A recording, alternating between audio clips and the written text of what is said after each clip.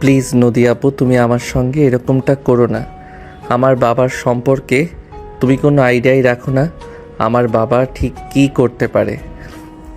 এই চুপ কর তুই। তোর বাবা কি করবে না করবে সেটা আমি দেখে নেব। তোকে যেটা বলেছি তুই সেটা কর। চুপচাপ কাবিননামায় সাইনটা করে দে।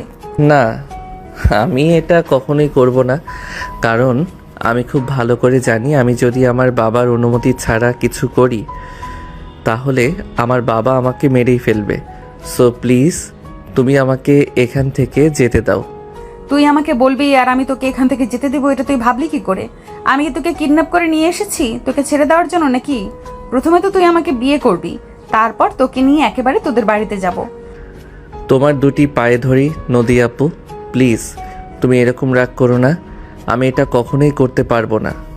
আমি কখনোই আমার মা বাবার মনে কষ্ট দিতে পারবো না। এই যে তুই আমাকে কত কষ্ট দিচ্ছিস, তাতে তো কারোর কোনো প্রবলেম হয় না। তাহলে তুই আমাকে বিয়ে করলে কারোর প্রবলেম হবে, সেটা আমাকে কেন দেখতে হবে বল শুনি? দেখো, প্রথমত তুমি আমার থেকে বয়সে বড়। তোমাকে বিয়ে করলে এটা কোনো দিনও আমার পরিবার মেনে নেবে না। তাছাড়া তুমি খুব ভালো করেই জানো তোমার বাবার সঙ্গে আমার দীর্ঘদিনের শত্রুতা। হ্যাঁ, আমি সব কিছু খুলে ভালো করেই জানি, আর সব কিছু যাতে আমি খুব সহজভাবে সমাধান করতে পারি, আর সেই জন্যই আমি এই সিদ্ধান্ত নিয়েছি। আর যখন আমি সিদ্ধান্ত নিয়েই ফেলেছি তখন আমাকে সেই সিদ্ধান্ত থেকে পিছপা হটানোর মতো শক্তি তোর কেন গোটা পৃথিবীর কারণ নেই। তার মানে তুমি আমাকে এখান থেকে কোথাও যেতে দেবে না, এই তো? তবে আমিও তোমায় স্পষ্টভাবে জানিয়ে দিচ্ছি, তুমি আমাকে বিয়ে করতে পারবে ঠিকই, কিন্তু কোনো দিনও স্ত্রীর অধিকার পাবে না, এই তোমায় বলে দিলাম। দেখ, একদম আমাকে ভয় দেখাতে আসিস না। কার কাছ থেকে কোন জিনিসটা কিভাবে আদায় করে নিতে হয় সেটা আমি নদী খুব ভালো করেই জানি। তো যেটা করছি সেটাই কর, চুপচাপ সাইনটা করে দে। এই বলে নদী পিস্তলটা আয়নের মাথায় ঠেকিয়ে কাবিননামার কাগজটা তার সামনে দিয়ে কলমটা তার হাতে ধরিয়ে দিল, কিন্তু আয়ন কোনোভাবেই ওই কাবিনের কাগজে সাইন করতে চাইছিল না। তার একটাই কথা, সে নদীর চাইতে বয়সে ছোট, আর নদীর সঙ্গে তার বাবার দীর্ঘদিনের শত্রুতা। তাই নদীর বাবা এই সম্পর্ক মেনে নিল, আয়নের বাবা কোনোদিনও এই সম্পর্ক মেনে নিবে না। তাছাড়া সামনে নির্বাচন, সময় বাকি মাত্র আর 1 সপ্তাহ। এর মধ্যেই কোনো অঘটন একটা ঘটে গেলে আয়নের বাবার এমপি হওয়া এইবারের মতো আটকে যাবে। তিনি অনেক কষ্ট করে এবারে নমিনেশন পেয়েছেন। যদি এবার ওনার এমপি হওয়াটা আটকে যায় তাহলে তিনি আর কখনোই নমিনেশন পাবেন না। তাই এই ব্যাপারটা নিয়ে ফ্যামিলির প্রত্যেকটা মানুষ খুবই চিন্তিত। তারা যে কোনো কিছুর বিনিময়ে এবারে নমিনেশনটাকে কাজে লাগাতে চায়। যেভাবেই হোক এবার আয়নের বাবাকে পাশ করতে হবে এবং এমপি হতে হবে, এটাই তাদের চিন্তা ধারণা। আর তার বিনিময়ে যত চাই কিছুই করতে হোক না কেন সব কিছু তারা করতে প্রস্তুত। তাই তো আইন কোনোভাবেই কাবিনের কাগজে সাইন করতে চাইছে না। এদিকে নদীর রাগ ক্রমশ বেড়ে চলেছে। সে আইনকে বলতে লাগলো, কি হলো? তোকে আমি কি বলেছি তুই শুনতে পাচ্ছিস না নাকি? চুপচাপ সাইনটা করে দে, এটা তোর জন্য ভালো হবে। আমি তোমাকে বললাম তো, আমি মরে গেলেও এখানে সাইন করব না, কারণ আমার কাছে আমার বাবার স্বপ্ন সবার আগে। ও আচ্ছা, তাই নাকি? তাহলে শেষবারের মতো 5 কালেমা পড়ে নে, আমি এক্ষুনি তোকে শুট করব। যেহেতু তুই মরে গেলেও আমাকে বিয়ে করবি না, তাই তোর বেঁচে থাকার কোনো অধিকারই নেই। কারণ যাকে আমি পাবো না তাকে আমার চোখের সামনে অন্য কারোর কখনো হতে দেব না। এ বলে নদী পিস্তলে চাপ দিতে যাবে, ঠিক ওই মুহূর্তে তার বাবার পার্সোনাল অ্যাসিস্ট্যান্ট তাকে আটকে দিল আর বলতে লাগলো, মামনি প্লিজ আপনার মাথা ঠান্ডা করুন। এভাবে হুটহাট করে সিদ্ধান্ত নেওয়া আমাদের জন্য মোটেও শুভময় হবে না। আরে আমি ওরে সেই কখন থেকে বলতেছি একটা সাইন করে দিতে, ও আমার কথা শুনছে না কেন? আমার মেজাজ খারাপ হয়ে গেল যে আমি কি করতে পারি সেটা তো আপনি খুব ভালো করেই জানেন। হ্যাঁ, আপনি প্লিজ আপনার মাথা ঠান্ডা করুন। আমি ছেলেটাকে বুঝিয়ে বলছি, ও সাইন করবে, ওর বাপও সাইন করবে। অ্যাসিস্ট্যান্টের কথা বলতে দেরি করে না, কিন্তু ঠিক ওই মুহূর্তে আইন তাকে উত্তরটা দিতে 1 সেকেন্ডও দেরি করলো না। আইন বলতে লাগলো, তাহলে আমার বাবাকে দিয়ে এই সাইনটা করিয়ে নিন, কারণ আমি কখনোই এই সাইনটা করব না। দেখ, আমার মাথা কিন্তু অনেক বেশি গরম হয়ে যাচ্ছে। এবার তোকে কিন্তু আমি সত্যিই মেরে ফেলবো, এই বলে দিলাম। তারপর আমি সাইন করব না, এটাই আমার শেষ কথা। আয়ানের এমন সিদ্ধান্তে নদী পড়ে গেল মহা ঝামেলায়। আয়ান যদি কাবিন নামে সাইন না করে তাহলে তো বিয়ের কাজ কোনোভাবেই সম্পূর্ণ হবে না। আর এদিকে আয়ানকে বিয়ে করতে পারলে নদীকে হার মেনে নিতে হবে। আর নদী হার মেনে নেওয়ার মতো মেয়ে নয়, যে কোনো কাজে যে কোনো পরিস্থিতিতে তাকে জিতে ফিরতে হবে, এটাই তার ধারণা। তাই তো নদী তখন কাজী সাহেবকে বলতে লাগলো, কাজী সাহেব, আঙুলের টিপছাপ দিলে হবে? হ্যাঁ মা, হয়ে যাবে। তাহলে সেটাই হোক। এ বলে নদী আয়নের হাতটা ধরে নিয়ে স্ট্যাম্পে চেপে ধরলো আর তারপর সেই হাতটা কাবিন নামে সিগনেচারের জায়গায় চাপ দিল। তারপরে এক পৈশাচিক হাসি দিয়ে বলতে লাগলো, এই নিন, এবারের মতো আমি আমার কাজটা সম্পূর্ণ করে দিয়েছি। আর আয়ান, এখন থেকে আমি তোর বিয়ে করা বউ আর তুই আমার হাজবেন্ড। আমি মানি না। আমি তো আপনাকে বিয়ে করলাম না, আপনি আমাকে জোর করে টিপসই নিয়েছেন। এভাবে তো হতে পারে না। জোর করে হোক আর যেভাবেই হোক, তুই টিপসই তো দিয়েছিস, তাতেই তো হয়ে গেছে, আর কিছুর প্রয়োজন নেই। এবার চল, তোকে নিয়ে আমি আমার শ্বশুরবাড়ি যাই। আমি মাপ চাই, আপনার দুইটা পায়ে ধরি। আমি কখনোই আপনার সঙ্গে বা আপনাকে নিয়ে বাড়িতে ঢুকতে পারবো না। আমার আব্বু আমাকে মেরেই ফেলবে। এই বলে আয়ন নদীকে অনেক রিকোয়েস্ট করতে থাকে যাতে নদী তার সঙ্গে তাদের বাড়িতে কোনোভাবেই না যায়। কিন্তু নদী এক কথার মানুষ, যেটা বলে সেটা সে করেই ছাড়ে। তাছাড়া এত কিছুর পর যখন আয়নের সঙ্গে তার বিয়েটা হয়ে গেছে, তাই এখন সে যেটা সিদ্ধান্ত নিয়েছে সেটা করবে না, এমনটা তো হতেই পারে না। তাই সে জোর করে আয়নকে নিয়ে কাজী অফিস থেকে বের হলো আর গাড়িতে উঠে বসলো। গাড়ি চলছে আপন গতিতে, ড্রাইভার গাড়ি চালাচ্ছে, নদী আর আয়ন দুজনে পিছনে বসে আছে। এদিকে আবারও তখন আয়ন নদীকে রিকোয়েস্ট করতে থাকে আর বলতে থাকে, প্লিজ নদী আপু, আপনি আমার সঙ্গে যেটা করেছেন সেটা ভুলে যান। আর এখন যেটা করতে চাইছেন সেটা ভুল করেও করবেন না। উফ, তোর মুখটা বন্ধ কর। আর তোকে কতবার বললাম, এখন আমি তোর বিয়ে করা বউ, আমাকে এখন আর আপু অথবা আপনি করে বলবি না, আমাকে নাম ধরে রাখবি আর তুমি করে বলবি। না, এটা আমি কখনোই করতে পারবো না, কারণ আপনি আমার চাইতে বয়সে বড়, আর বয়সে বড় একজন মানুষকে কখনোই নাম ধরে ডাকা যায় না। বয়স তো কোনো ব্যাপার না, আসলে মনের ব্যাপারটা এখানে সবচাইতে বড়। সেটা তুই কেন বুঝতে পারছিস না? আর তোর সঙ্গে আমি এত তর্ক কেনই বা করছি? আমি তোর বিয়ে করা বউ, আমি তোর বিয়ে করা বউও হই। আমাকে তুই নাম ধরে তুমি করে ডাকবি, এটাই লাস্ট কথা। এই বলে প্রচণ্ড জোরে আয়নকে ধমক দেয়। আয়ন আর কোনো কথা না বলে চুপচাপ সেখানে বসে থাকে। এদিকে কিছুক্ষণের মধ্যেই আয়নের বাড়ির সামনে এসে গাড়িটা দাঁড়ালো। বিশাল বড় রাজকীয় এক রাজপ্রাসাদ আয়নদের বাড়িটা। বাড়ির সামনে এসে গাড়ি থেকে নেমে নদী আয়নকে টেনে হিসেবে গাড়ি থেকে নামায় আর তারপর টানতে টানতে দরজার সামনে বেশ অনেকক্ষণ ধরে দাঁড়িয়ে আছে, কিন্তু কেউ দরজা খুলছে না। তখনই নদী আয়নকে বলতে লাগলো, কিরে, তোর বাড়িতে সব মরে গেছে নাকি যে এতক্ষণ ধরে কলিং বেল চাপ দিচ্ছি সেটা শুনতে পাচ্ছে না? সেটা আমি কি করে বলবো? আমি তো বাড়ির বাইরে রয়েছি। তাছাড়া আমার বাড়ির মানুষ তো কখনোই দরজা খুলতে এত লেট করে না। কি হয়েছে আমি তো নিজেই সেটা বুঝতে পারছি না। আচ্ছা ঠিক আছে, দাঁড়া, আমি দরজা ভেঙে ভেতরে প্রবেশ করছি। বলে নদী যে না আয়নের হাতটা ছেড়ে দিবে, দরজা লাথি দিতে যাবে, অমনি দরজাটা ভিতর থেকে খুলে গেল। একজন মধ্যবয়স্ক ভদ্রমহিলা দরজাটা খুলেছিলেন আর তখনই তিনি আয়না নদীকে দরজার সামনে দাঁড়িয়ে থাকতে দেখে বলতে থাকেন, কিরে বাবা, তুই না ভার্সিটি গিয়েছিলি? তাহলে বাড়ি চলে এসেছিস কেন? আর তোর সঙ্গে এই মেয়েটাকে? আয়ন তার আম্মুকে কিছু বলতে চাইছিল, কিন্তু নদী তাকে সেটা করতে না দিয়ে সে নিজেই আয়নের আম্মুকে বলতে লাগলো, হ্যালো মাই ডিয়ার শাশুড়ি আম্মু, আপনার যা প্রশ্ন করার আছে আপনি আমাকে করুন। এই মেয়ে, কে তুমি? আর তুমি আমাকে শাশুড়ি আম্মুই কেন বলছো?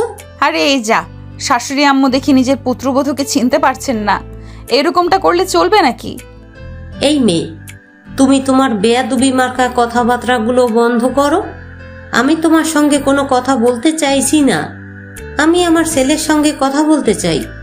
এই বলে তিনি আয়নের দিকে ফিরে তাকান, কিন্তু আয়ন তখনও নিচের দিকে মাথা করে দাঁড়িয়ে আছে। সে তার আম্মুর চোখে চোখ রাখতেও ভীষণ ভয় পাচ্ছে, কারণ সে খুব ভালো করে জানে এখন এই মুহূর্তে এখানে ঠিক কী ঘটতে পারে। তাই এই মুহূর্তে নিজেকে সেফ রাখাটাই শ্রেয়। তাই সে চুপচাপ সেখানে দাঁড়িয়ে রইল। কিন্তু তার আম্মু তার এই নীরবতা কোনোভাবেই মেনে নিতে পারছিলেন না। এদিকে নদীর তীক্ষ্ণ কথা, তাই তিনি আবারও আয়ানকে বলতে লাগলেন। কি ব্যাপার আয়ান, তোকে আমি কিছু জিজ্ঞাসা করেছি, কিন্তু তুই আমার কথার কোনো উত্তর দিচ্ছিস না কেন? কি হয়েছে? এই মেয়েটাকে, আর এই মেয়েটা এসব কি ফালতু কথাবার্তা বলছে? না মানে আম্মু আসলে আরে বাবা, তুই এভাবে তোতলাচ্ছিস কেন?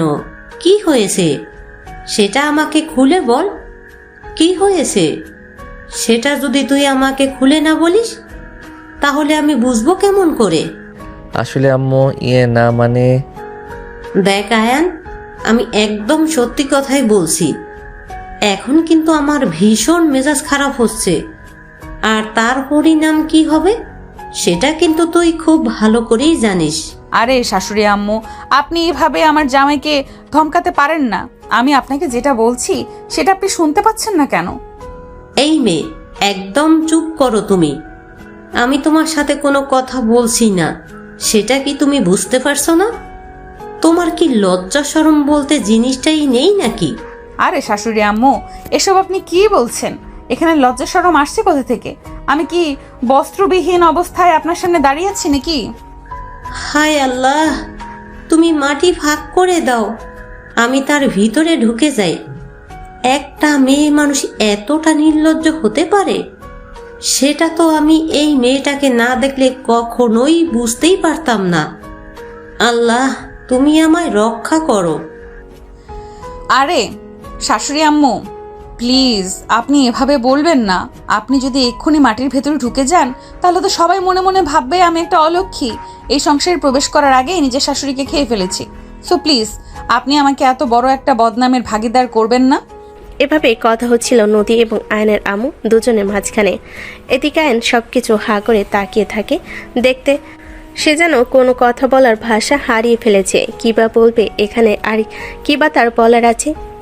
এদিকে নিজের আম্মু আর অন্যদিকে বিয়ে পড়া মেয়ে নদী, দুজনে মাঝখানে চরমভাবে সে ফেসে গেছে। তাই কাউকে কোনো কিছু বলার সাহসটুকু পর্যন্ত পাচ্ছে না।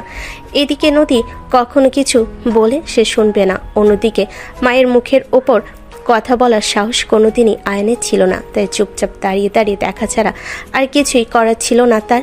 এদিকে আয়নের আম্মু নদীর সঙ্গে কথা বলছিলেন, আর ক্রমশ ওনার রাগ যেন বেড়ে চলছিল। তিনি নিজেকে আর কন্ট্রোল করতে পারছিলেন না, তাই অবশেষে তিনি আয়নকে বলতে লাগলেন। আয়ান, আমার ধৈর্যের বাঁধ ভেঙে যাচ্ছে। তুই এই মেয়েটাকে নিয়ে এক্ষুনি আমার চোখের সামনে থেকে দূর হ, না হলে এমন কিছু হয়ে যাবে যেটা তুই কল্পনাও করতে পারবি না। মায়ের আদেশ শুনে আয়ন নদীকে কিছু বলতে চাইছিল, কিন্তু নদী আয়নকে সেই সুযোগটাই দিল না। উল্টো আয়নের আম্মুর মুখের ওপর নদী নিজেই বলতে লাগলো। আমি বুঝতে পেরেছি শাশুড়ি আম্মু, আপনি আমাকে বরণ করে বাড়িতে তুলবেন না, তাই নিজেই নিজের অধিকার আদায় করে নিতে হবে। আয়ান, তোমার রুমটা কোন দিকে আমায় বলে দাও। আয়ন তখনও কোনো কথা বলছিল না, চুপচাপ সেখানেই পাথরের মূর্তির মতো দাঁড়িয়েছিল। এদিকে নদী তখন কারোর কোনো কথা বলার অপেক্ষা না করে সিঁড়িতে উপরে চলে আসে। সে প্রত্যেকটা রুমে ঢুকে দেখে নিচ্ছিল কোন রুমটাতে আয়ন থাকে। অবশেষে সে আয়নের রুমটা খুঁজে পেয়ে গেল। রুমের ভিতর এসে ধপাস করে খাটের উপর শুয়ে পড়ল। এদিকে তার পিছন পিছন আয়ন রুমে প্রবেশ করতে নদী আয়নকে বলতে থাকে। আচ্ছা, তোমার বাড়ির লোকগুলো এমন কেন আমি সেটাই বুঝতে পারি না। বাড়ির একমাত্র ছেলের বউ বাড়িতে এসেছে, কই তারা ছেলের বউকে আদর আপ্যায়ন করবে সেটা না করে উল্টো আরো ঝগড়া করে চলেছে। দেখো, আমিও তোমাকে আগেই বলেছিলাম আমার বাড়ির লোক কখনো তোমাকে বা এই বিয়েটাকে মেনে নেবে না, কিন্তু তুমি তো তখন আমার কোনো কথাই শোনোনি। শোনার কোনো প্রয়োজন আছে বলেও আমি মনে করছি না। আজ মেনে নেইনি তো কি হয়েছে, কাল ঠিকই মেনে নিব। এইসব কিছু নিয়ে তোমাকে কোনো চিন্তা করতে হবে না। তুমি এখন রেস্ট নাও। আজ আমাদের বিয়ে হয়েছে, আর সেই জন্যই তোমাকে বলছি আজকে রাতের জন্য তুমি নিজেকে প্রিপেয়ার্ড করো। নদীর প্রিপেয়ারিটি কথার অর্থ বুঝতে পারল না আয়ন, তাই সে আবারও নদীকে জিজ্ঞাসা করতে লাগলো। মানে তুমি কিসের কথা বলছো? আমি সেটাই বুঝতে পারছি না। কিসের জন্য আমি নিজেকে প্রিপেয়ার্ড করব? ওরে আমার বাবুটা, তোমাকে এত কিছু বুঝতে হবে না। যেটা বলেছি শুধু সেটাই করো, বাকিটা আমি বুঝে নেব। এই বলে নদী বিছানার চারিদিকে তার হাত পা ছড়িয়ে দিয়ে শুয়ে পড়ল। এদিকে আয়ন সোফায় বসে আছে, কি করবে না করবে কিছুই বুঝতে পারছে না, তার মাথায় কোনো কাজ করছে না। ঠিক ওই মুহূর্তে বাড়ির কাজের মেয়েটা এসে আয়নকে ডেকে গেল। আয়নকে তার আম্মু নিজের রুমে ডেকেছেন, আর কোনো কথা না বলে রুম থেকে বের হয়ে চলে যাচ্ছিল। ঠিক এমন সময় পিছন থেকে নদী আয়নকে বলতে লাগলো, এই যে মাম্মাস বয়, শুনে যাও, তোমার মা তোমাকে উল্টোপাল্টা কথা বলবে। আমার সঙ্গে তোমার যাতে ভালো একটা সম্পর্ক কখনোই তৈরি না হয়, সে ব্যাপারে অনেক কিছু তোমাকে বোঝাবে। খবরদার যদি এইসব কথা তুমি তোমার মাথায় ঢুকিয়েছো, আমার চাইতে খারাপ কিন্তু কেউ হবে না, এই বলে দিলাম। আয়ন তখন শুধুমাত্র মাথা নাড়ালো। নদীর কথায় কোনো প্রতি উত্তর সে না দিয়ে রুম থেকে বের হয়ে চলে গেল সোজা তার আম্মুর রুমে। তার আম্মু খাটের উপর বসে আছেন, রাগে ফুসফুস করছেন, কোনো কথা বলছেন না। এমন অবস্থা দেখে আয়ন নিজেও কোনো কথা বলার সাহস পাচ্ছে না। চুপচাপ সে তার আম্মুর সামনে দাঁড়িয়ে আছে। আয়ন কোনো কথা বলছে না দেখে তার আম্মুর রাগ যেন ক্রমশ বাড়তে লাগলো। আয়ন সেটা খুব ভালোভাবেই বুঝতে পারল, তাই সে নিজেকে যথেষ্ট সেফ রাখার চেষ্টা করতে লাগলো। কিন্তু আয়ন বেশিক্ষণ এভাবে চুপচাপ দাঁড়িয়ে থাকতে পারল না। হঠাৎ করে তার আম্মু তাকে ধমক দিয়ে বলতে লাগলো, তোর কি এই সব কিছু করতে গিয়ে একবারও কলিজা কাঁপলো না? তোর আব্বু যদি এসব কিছু জানতে পারে তাহলে কি হবে, একবার ভেবেছিস? না মানে আসলে আম্মু, আরে হারামজাদা, কি বলবি বলে ফেল না, এভাবে তোতলার মতো তোতলাচ্ছিস কেন? এসব কিছু কিন্তু আমার একদম ভালো লাগছে না। আসলে আমি এসব কিছুই ইচ্ছে করে করিনি, আমাকে জোর করে ধরে নিয়ে গেছে। মানে এসব তুই কি বলছিস? আমি তো কিছুই বুঝতে পারছি না। জোর করে ধরে নিয়ে গেছে মানে? হ্যাঁ আম্মু, তুমি একদম ঠিকই শুনেছ। আমিও এই বিয়েতে কোনোভাবেই রাজি ছিলাম না, কিন্তু যদি আপু আমাকে জোর করে ধরে নিয়ে গেছে কাজী অফিসে, আর তারপর সেখানে জোর করে আমাকে দিয়ে স্ট্যাম্পে সাইন করিয়ে নিয়েছে, এখন আমার কি দোষ? তুমি নিজেই সেটা আমাকে বলো। এমন কথা শুনে আয়নের আম্মুর মাথায় যেন 3 চক্কর গেল। তিনি কোনোভাবে এটা বিশ্বাস করতে চাইছেন না যে একটা মেয়ে হয়ে এমন কাজ করতে পারে, তাই তিনি আয়নকে বলতে লাগলেন, আচ্ছা ঠিক আছে বাবা, তুই কোনো চিন্তা করিস না। এই মেয়েটা যখন এত বড় দুঃসাহস দেখিয়েছে এরকম একটা কাজ করার জন্য, তাহলে এর শেষ না দেখে আমিও ছাড়ছি না। কিন্তু আম্মু, এই মেয়েটার সঙ্গে তুমি উল্টাপাল্টা কিছু করার আগে ভেবে নিও, মেয়েটা কিন্তু ভীষণ ডেঞ্জারাস। ঠিক আছে বাবা, ওই মেয়েটা ভীমরুলের চাকে টোকা দিয়েছে। ওই মেয়েটা জানে না ভীমরুলের চাকে টোকা দিলে ভীমরুলের কামড়ও খেতে হয়। আইন তখন আর কোনো কথাই বলল না, চুপচাপ তার আম্মুর রুম থেকে বের হয়ে নিজের রুমে চলে গেল। এদিকে নদী তখন বিছানায় শুরুতেই ঘুমের রাজ্যে রাজত্ব করতে চলে গেছে। আইন রুমে এসে ফ্রেশ হয়ে নিল, তারপরে সে খাবার টেবিলে গিয়ে দুপুরের খাবারটা খেয়ে নেয়। এদিকে নদী বিকেল 4টার দিকে ঘুম থেকে উঠে সে আয়নের নাম ধরে ডাকতে লাগলো। আয়ন তখন ড্রয়িং রুমে বসে টিভি দেখছিল। নদীর গলার কণ্ঠস্বর শুনতে পেয়ে আয়ন রুমে চলে আসে। নদী তখনই আয়নকে বলতে থাকে, কিরে, তুই আমাকে একা রুমে ফেলে রেখে কোথায় চলে গিয়েছিলি? আমি সেই কখন থেকে তোকে ডাকতেছি। কোথাও না, এই তো ড্রয়িং রুমে বসে টিভি দেখছিলাম। কি হয়েছে, তুমি আমাকে ডাকছো কেন? আমার ফ্রেশ হতে হবে, আমার জন্য ড্রেস নিয়ে আয়। নদীর কথায় থমকে যায় আয়ন।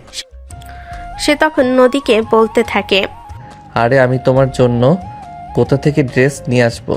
তুমি যেসব ড্রেস পরো সেসব ড্রেস তো আমাদের বাড়িতে নেই, কারণ আমার আম্মু তো অলওয়েজ শাড়ি পরে।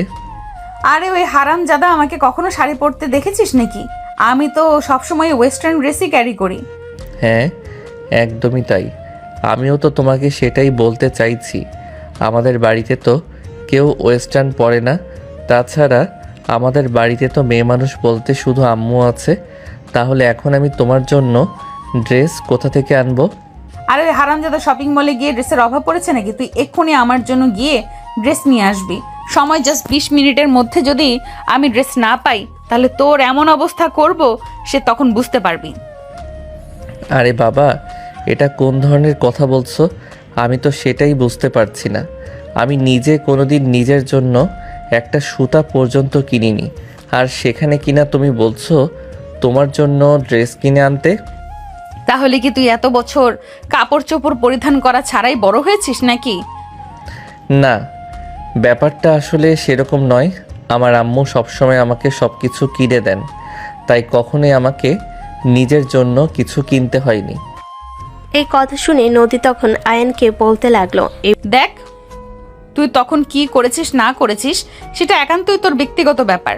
আমি সেই সব ব্যাপারে মাথা ঘামাতে চাই না, কিন্তু আমার যেটা লাগবে সেটা তো তোকে এনেই দিতে হবে, কারণ আমি তোর বিয়ে করাবো। আচ্ছা, আমি সেটাই বুঝতে পারছি না, যেখানে আমি কোনো কিছু কিনতেই পারি না সেখানে কেন জোর করে আমাকে দিয়ে কিছু করাতে চাইছো? আমি কাপড় কিনে নিয়ে আসলাম, কিন্তু তখন তোমার কাপড় পছন্দ না হলে কি করবে? সেরকম জিনিস তুই আনবি কেন? তুই দেখে শুনে সেই জিনিসটাই আনবি যেটা আমার পছন্দ হবে, বুঝতে পেরেছিস? এখন যা তাড়াতাড়ি। বলে নদী আয়নকে আর কোনো কথা বলার সুযোগ না দিয়েই রুম থেকে বের হয়ে বেলকুনিতে চলে গেল। এদিকে আয়ন পড়ে গেল মহা ঝামেলায়। যে ছেলেটা কখনো নিজের জন্য একটা সুতো পর্যন্ত কিনেনি, সে ছেলেটা কিনা এখন একটা মেয়ের জন্য ড্রেস কিনতে যাবে, যেখানে কিনা একটা মেয়ে একটা ড্রেস কেনার জন্য পুরো মার্কেট উলটপালট করে দেয়। কিন্তু আয়নকে তো যেতে হবে, কারণ এই মেয়ের মাথায় সমস্যা আছে। এই মেয়ের মাথায় তার অলরেডি তার চেরা, যে কখন কি করে বসে তার কোনো ঠিক ঠিকানা নেই। তাই উল্টাপাল্টা কোনো কিছু হয়ে যাওয়ার আগেই এই মেয়েকে আগে শান্ত করতে হবে। অ্যান্ড অর্ডার থেকে মানি পার্স নিয়ে বাসা থেকে বের হয়ে গেল। শপিং মলে এসে বেশ কিছুক্ষণ ঘোরাঘুরি করলো, কিন্তু সে কোনো ড্রেস পছন্দ করতে পারছিল না। তখনই একজন সেলস গার্ল তার সামনে এসে দাঁড়ালো আর বলতে লাগলো, hello sir, may I help you? Yes, of course. আসলে আমি আমার বউয়ের জন্য কিছু ড্রেস নিতে এসেছি, কিন্তু সিলেক্ট করতে পারছি না। Please help me. Yes of course, আপনি একটু অপেক্ষা করুন, আমি আপনাকে আমাদের নতুন কিছু কালেকশন দেখাচ্ছি। আরে না না, সেসবের কোনো প্রয়োজন হবে না। আপনি আপনার পছন্দ মতো দিয়ে দিন, তাহলেই হবে। আসলে আমি কখনো মেয়ে মানুষের ড্রেস কিনিনি। ও আচ্ছা, ঠিক আছে, বুঝতে পেরেছি।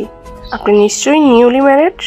ওকে, কোনো প্রবলেম নেই, আমি আমার পছন্দ মতো দিয়ে দিচ্ছি।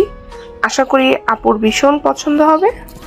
এই বলে সেলস গার্ল তার হিটস ব্যাগ কিছু কালেকশন আয়নকে প্যাক করে দিল। সব মিলে মোটামুটি 30,000 টাকার মতো বিল আসলো। আয়ন বিল পরিশোধ করে বাসে চলে আসলো। নদী তখন ওর বেলকুনিতে দাঁড়িয়ে ছিল। আয়ন রুমে প্রবেশ করে নদীকে ডাক দিল।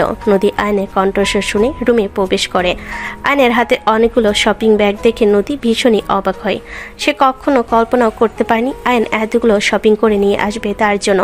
তাই সে অবাক দৃষ্টিতে আয়নের দিকে তাকিয়ে থাকে আর সামনের দিকে অগ্রসর হয়। নদী আয়নের সামনে এসে দাঁড়াতে আয়ন তার হাতে থাকা শপিং ব্যাগগুলো নদীর হাতে তুলে দিল আর বলতে লাগলো, এই নাও, খুলে দেখো তোমার পছন্দ হয় কি না। Sure, please wait. এই বলে নদী ড্রেসগুলো বের করে দেখতে লাগলো। ড্রেসগুলো নদীর ভীষণই পছন্দ হয়েছে, তাই নদী সেই ড্রেসগুলোর মধ্য থেকে একটা নিয়ে ওয়াশরুমে ঢুকে গেল। কিছুক্ষণ পরে ওয়াশরুম থেকে নদীর গলার আওয়াজ শোনা গেল। অ্যান্ড সেদিকে এগিয়ে গেল। অ্যান্ড নদীকে বলতে লাগলো, কি ব্যাপার, কি হয়েছে? এভাবে ওয়াশরুম থেকে চেঁচাচ্ছ কেন?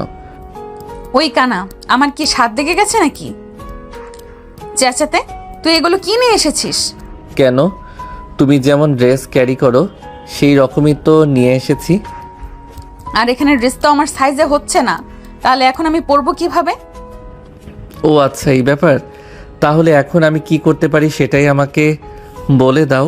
আরে কানা, তুই যে ড্রেসগুলো এনেছিস সবগুলোই তো আমার ভীষণ রকম ফিট হচ্ছে।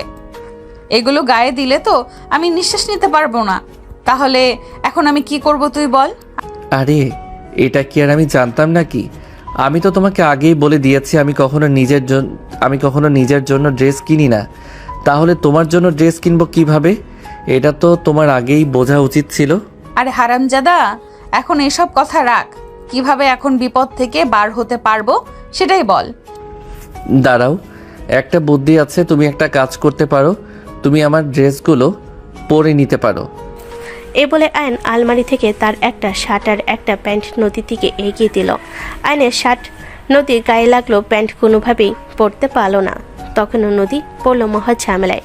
সে কি করবে কিছুই বুঝতে পারছে না, কিন্তু অসমে আর কতক্ষণ বসে থাকবে, তাই সে বাধ্য হয়ে টাওয়াল পেঁচিয়ে রুমে চলে আসলো। নদীকে এমন অবস্থায় দেখে আয়নের ভীষণ হাসি পাচ্ছিল। সে নিজেকে আর কোনোভাবে সামলে রাখতে পারছিল না, সে সমানে হেসেই চলছিল। আর এইদিকে নদী আয়নের এমন অবস্থা দেখে প্রচণ্ড পরিমাণে রেগে যাচ্ছিল। সে ক্ষিপ্ত হয়ে বলতে লাগলো, এই হারামজাদা, তুই যে মেয়ের গায়ের মাপ দিয়ে এই ড্রেসগুলো নিয়ে এসেছিস, ওই মেয়েগুলোকে এই ড্রেসগুলো দিয়ে আয়, আর আমার জন্য এক্সচেঞ্জ করে আরও 2 সাইজ বড় মাপের কিছু নিয়ে আয়।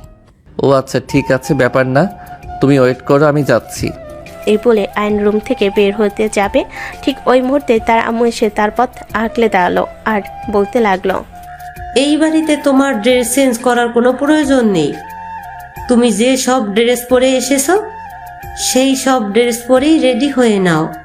কিছুক্ষণ পরে আয়ানের আব্বু বাড়িতে আসলে তুমি যেখান থেকে এসেছো সেখানেই তোমাকে রেখে আসবে। আয়নের আম্মু যখনই নদীকে উদ্দেশ্য করে এই কথাগুলো বললেন, ঠিক তখনই নদীও এক মুহূর্ত দেরি না করে আয়নের আম্মুর কথার জবাবে পাল্টা উত্তর দিয়ে বলল, মাই ডিয়ার শাশুড়ি আম্মু, একটা কথা আপনি ভালোভাবে শুনে রাখুন। আমি যখন এই বাড়িতে একবার চলে এসেছি, তখন আপনি যত যাই কিছু করেন না কেন, আমাকে কিন্তু কোনোভাবেই এই বাড়ি থেকে বের করতে পারবেন না। আর এটা আপনি নিজের মাথায় খুব ভালো করে সেট করে নিন। তোমার দুঃসাহস দেখে আমি অবাক না হয়ে পারছি না। তুমি আমার বাড়িতে এসে আমাকে থ্রেট দিচ্ছ? যে আপনি যা ভালো মনে করেন তাই, আমি এই ব্যাপারে আর কোনো কথাই বলতে চাই না। আয়নের আম্মু তখন ডাকে ফুসফুস করতে করতে সেখান থেকে চলে গেলেন। নদীর সঙ্গে আর কোনো তর্ক করলেন না। এদিকে নদী তখনও আবারও আয়নকে ড্রেসগুলো এক্সচেঞ্জ করে আনতে পাঠিয়ে দিল। প্রায় ঘন্টাখানেক পর আয়ন সেগুলো এক্সচেঞ্জ করে নিয়ে বাড়িতে ফিরে এসে, এদিকে ওই সময়ে আয়নের বাবা নিজের কাজ শেষ করে বাড়িতে ফিরে আসেন। তিনি প্রতিদিনই বাড়িতে এসে সবার আগে নিজের স্ত্রীর সঙ্গে কথা বলেন, তারপর বাকি সবার ব্যাপারে খোঁজখবর নেন। আজকেও তার অন্যতা হয়নি। তিনি বাড়িতে এসে নিজের স্ত্রীকে ডাকতে লাগলেন, আয়নের আম্মু কোথায়, তুমি এদিকে আসো, তোমার সঙ্গে একটু কথা বলি। স্বামীর কণ্ঠস্বর শুনে যেন আয়নের আম্মুর ন্যাকামি বেড়ে গেল। তিনি নাকি গলায় রুম থেকে বের হতে হতে বলতে লাগলেন, হয়েছে, আমাকে আর ঢং করে ডাকতে হবে না। আমার কপাল পুড়ে গেছে। আল্লাহ আমার কপালে কি রাখছে আমি নিজেও জানি না। বলি, এসব তুমি কি বলছো, আর কেনই বা বলছো? কি হয়েছে আমাকে খুলে বলো তো শুনি। বলে আর কি লাভ আছে? হবে তো সেটাই যেটা কপালে আছে। আমি বললেও তো আর আমার সঙ্গে ভালো কিছু হবে না। দেখো প্লিজ, তুমি এভাবে কথা বলো না। তুমি খুব ভালো করে জানো আমার কাছে সবার আগে আমার স্ত্রী। আমি আমার স্ত্রীকে খুশি রাখার জন্য সব কিছু করতে পারি। দেখো, আজ তোমাকে আমি যেটা বলবো সেটা আমাকে খুশি রাখার জন্য নয়, বরঞ্চ এটা বলা চলে যে আমাদের ফ্যামিলির প্রত্যেকটা মানুষের ভালোর জন্য তোমাকে কথাটা বলবো। আয়নের আব্বু একটু চিন্তিত হয়ে পড়েন। তিনি কোনোভাবেই বুঝতে পারেন না ওনার স্ত্রী ওনাকে ঠিকই এমনটা কি কথা বলতে চলেছেন যেটা ফ্যামিলির সবার জন্য ভালো হবে। তাই তিনি নিজের স্ত্রীকে বলতে থাকেন, ও আচ্ছা, তাই নাকি? তাহলে আর দেরি করছো কেন? চটপট বলে ফেলো না, কি এমন কথা? আয়নের আম্মু আর দেরি না করে কি হয়েছে সমস্ত ঘটনাটা নিজের স্বামীকে খুলে বললেন। সবকিছু শুনে উনি নিজের স্ত্রীকে বলতে লাগলেন, এসব তুমি কি বলছো? আমি তো কোনোভাবেই বিশ্বাস করতে পারছি না আমার ছেলের সঙ্গে এরকম কিছু হতে পারে, যেখানে কিনা পুরো শহর আমার ভয়ে কেঁপে ওঠে। একদমই তাই, আমিও তো সেটাই বলছিলাম। যেখানে আমার স্বামীর ভয়ে বাঘে মহিষে এক কোয়ারে পানি খায়, সেখানে কিনা একটা মেয়ে হয়ে আমার ছেলেকে এভাবে নাচাবে, এটা তো মেনে নেওয়া যায় না। ঠিক আছে, কোনো সমস্যা নেই, তুমি কোনো চিন্তা করো না। এই মেয়েকে আমি ঠিক 10 মিনিটের মধ্যে বাড়ি থেকে বের করার ব্যবস্থা করছি। ওই মেয়ে তো জানে না আমার পাওয়ার কতটুকু। হ্যাঁ, একদমই তাই। আমি ওই মেয়েটাকে এটাই বোঝাতে চেয়েছিলাম আমার স্বামীর পাওয়ার অনেক, কিন্তু মেয়েটা আমার কথা কোনোভাবেই মেনে নিল না। এখন তুমি নিজেই মেয়েটাকে দেখিয়ে দাও তুমি ঠিক কি করতে পারো। বলে একরাশ উচ্ছ্বাস নিয়ে আয়নের আম্মু রুম থেকে বের হয়ে অয়নের রুমে চলে গেল। তিনি আয়নের রুমে গিয়ে দেখতে পান নদী সোফার উপর বসে পায়ের উপর পা তুলে মনে সুখে সিগারেট টানছে। মেয়ে মানুষ এভাবে সিগারেট টানতে পারে এটা তিনি জীবনে এই প্রথমবার দেখলেন। তিনি ভীষণ অবাক হয়ে নদীকে বলতে লাগলেন, এই মেয়ে, এসব কি হচ্ছে এখানে? তুমি এগুলো কি করছো? তুমি এখানে এভাবে বসে বসে সিগারেট টানছো কেন? কেন, আপনার রুমটা ছেড়ে দিবেন নাকি আমার সিগারেট খাওয়ার জন্য? একদম চুপ করো বেয়াদব মার্ক। আমি তোমাকে সেই কথা কখন বললাম? তুমি জানো আমাদের বাড়িতে কোনো পুরুষ মানুষই সিগারেট খাওয়ার সাহস পায় না। সেখানে কি না তুমি রুমের ভিতরে বসে বসে এভাবে আরামসে সিগারেট টানছো? কি করব বলুন, এখন যদি রুমের বাইরে গিয়ে সিগারেট খাই তাহলে সবাই কি বলবে সেটা একবার ভেবেছেন? সবাই বলবে চেয়ারম্যান বাড়ির বউ সিগারেট খায়। এটা কি আপনাদের জন্য শুভকর হবে? এসব ফালতু লেকচার বন্ধ করো। আয়ানের আব্বু বাড়িতে এসেছেন, তোমাকে নিজের রুমে ডাকছেন। ও আচ্ছা, তাই নাকি? শ্বশুরমশাই বাড়িতে এসেছেন এই কথা আপনি আমাকে আগে বলবেন না? এই বলে নদী হাতে থাকা সিগারেটটা ফ্লোরে ফেলে পা দিয়ে পিষে সেটার আগুন নিভিয়ে রুম থেকে বের হয়ে সোজা আয়নের আপুর রুমে চলে গেল। সে আগে থেকে সবগুলো রুম ঠিকঠাকভাবে রেখে দিয়েছিল, তাই আয়নের আপুর রুমে পৌঁছাতে তার সেরকম কোনো বেগ পেতে হলো না। আয়নের আপুর ফ্রেশ হয়ে টাওয়াল দিয়ে চুল মুছতে মুছতে রুমে প্রবেশ করছিলেন। তখনই নদী ঘরে প্রবেশ করতে করতে আয়নের আপুকে উদ্দেশ্য করে চওড়া গলায় বলতে লাগলো, আসসালামু আলাইকুম শ্বশুরমশাই, আপনি নাকি আমাকে ডেকেছেন? এত জোরে সাউন্ড করে আয়নের আব্বুর সঙ্গে কথা বলা দুঃসাহস এই বাড়িতে কারণেই। তাই আয়নের আপু অষ্টম আশ্চর্যের মতো নদীর দিকে ফিরে তাকালেন। তিনি কোনোভাবেই এই চেহারাকে চিনতে পারছেন না। এর আগে কোনোদিন এই চেহারাটা তিনি দেখেছেন বলে কোনোভাবেও মনে করতে পারছেন না। তাই তিনি নদীকে উদ্দেশ্য করে বলতে লাগলেন, কি ব্যাপার, শুনলাম তুমি নাকি আমার ছেলেকে বিয়ে করেছো? হ্যাঁ শ্বশুরমশাই, কারণ আপনার ছেলেকে আমি অনেকদিন ধরেই পছন্দ করতাম। বারবার তাকে আমি আমার ভালো লাগার কথা বলেছিলাম, কিন্তু সে আমাকে কোনো গুরুত্বই দিচ্ছিল না। তাই তো আমি এটা করতে বাধ্য হলাম। ও আচ্ছা, এই ব্যাপার। তাহলে তুমি কি জানো আমার সম্পর্কে? আমি তোমার ঠিক কি করতে পারি? উফ শ্বশুরমশাই, বাদ দেন এসব কথা। আপনার ছেলেকে আমার ভালো লেগেছে, তাই আমি বিয়েটা করে নিয়েছি। এখানে আপনার সম্পর্কে জেনে আবার কি লাভ আছে? আমি কি আপনাকে বিয়ে করেছি নাকি? নদীর এরকম মুখের ওপর কথাই আয়নের আব্বু আশ্চর্য হচ্ছিলেন। তিনি কোনোদিন ভাবতে পারেনি এভাবে একটা মেয়ে মানুষ হয়ে তার মুখের ওপর কথা বলবে। তো একটা মেয়ে মানুষের সঙ্গে তিনি বাজে আচরণ করতে পারবেন না। তাই তিনি নদীকে বলতে লাগলেন, ও আচ্ছা, এই ব্যাপার। তাহলে ঠিক আছে, আমি বুঝতে পেরেছি। আচ্ছা, তাহলে তোমার পরিচয় কি সেটা তো নিশ্চয়ই জানতে পারি? আমার পরিচয় যদি জানেন তাহলে আপনার রাতের ঘুম হারাম হয়ে যাবে।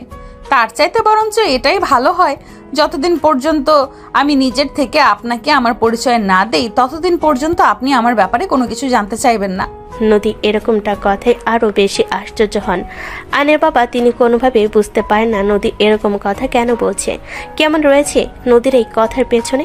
এদিকে তিনিও সারাদিন বাইরে কাজ করে বাসে এসেছিলেন, তাই ওনার শরীরটা ভীষণ ক্লান্ত ছিল। তাই তিনি নদীর সঙ্গে তর্কে যেতে চাইলেন না।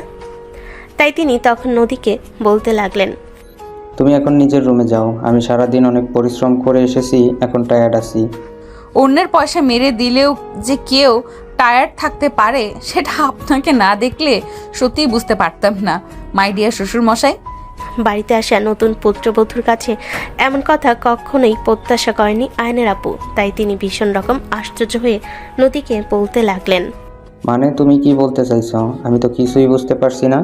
পরের পয়সা আর মেরে খাওয়া এসব আমার দ্বারা তুমি কি বোঝাতে চাইছো? সেরকম কিছুই না শ্বশুর মশাই, যখন সময় হবে তখন আপনি ঠিকই বুঝতে পারবেন। এখন আপনি তো অনেক কাজ করে এসেছেন, তো বিশ্রাম নিন, আমি আসছি। এই বলে নদী তার শ্বশুর মশাইকে আর কোনো কথা বলার সুযোগ না দিয়ে রুম থেকে বের হয়ে চলে আসলো। এদিকে আয়নের আপু যেহেতু সারাদিন অনেক পরিশ্রম করে এসেছে তাই ভীষণ ক্লান্ত ছিল, তাই তিনি আর নদীর সঙ্গে কথা বাড়ালেন না, চুপচাপ নিজের রুমে বিশ্রাম নিতে লাগলেন। ঠিক ওই মুহূর্তে আয়নের আম্মু ওই রুমে প্রবেশ করে, আর তখনই আয়নের আম্মু আয়নের আব্বুকে বলতে থাকে, কি ব্যাপার, ওই মেয়েটা এভাবে হাসতে হাসতে তোমার রুম থেকে বের হলো কেন? শরীর খুবই টায়ার্ড লাগছিল, তাই তিনি নিজের স্ত্রীর সঙ্গে কোনো কথা না বলে অপর পাশ ফিরে বিছানার উপর শুয়ে রইলেন। কিন্তু ওনার স্ত্রী তো হাল ছেড়ে দেওয়ার মতো মেয়ে মানুষ নন, তাই তিনি নিজের স্বামীকে বলতে থাকেন। কি ব্যাপার? আমি তোমাকে কোনো প্রশ্ন করেছি, তুমি আমার কথার কোনো উত্তর দিচ্ছ না কেন? দেখো, সব প্রশ্নের উত্তর সব সময় পাওয়া যায় না। বাই দ্য ওয়ে, আমার শরীরটা ভীষণ ক্লান্ত লাগছে, তাই আমাকে একটু একা থাকতে দাও। আয়নের আম্মু প্রচুর রকম রাগচটা মানুষ হলেও নিজের স্বামীকে তিনি ভীষণ সম্মান আর শ্রদ্ধা করেন, তাই তিনি কোনো কথা না বলে সেখান থেকে বের হয়ে চলে গেলেন। এদিকে নদী আয়নের রুমে এসে আয়নকে নাম ধরে ডাকতে লাগলো। ওই আয়নার বাচ্চা, কই তুই, এদিকে আয়।